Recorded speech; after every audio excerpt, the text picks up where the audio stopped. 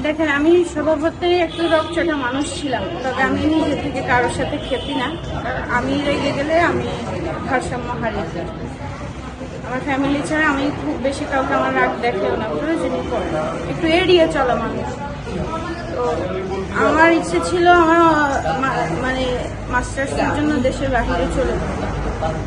তো 15 তারিখে আমি আপনার উত্তরাতে যাই আমার দুলাভাইয়ের সাথে দেখা করতে। ওখান থেকে আসার পর আমার হাতে আমার কিছু জরুরি কাগজপত্র ছিল।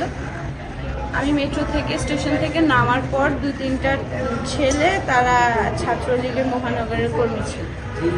ওরা আমাকে বলে যে আপনি কে, আপনি বোরখা পরেও আসছেন মানে আন্দোলনে। আমি বললাম যে দেখেন, এটা আমার বিশ্ববিদ্যালয়, আমার তো হাঁটার জন্য আপনার অনুমতির প্রয়োজন নেই, আমি আমার হলে যাচ্ছি।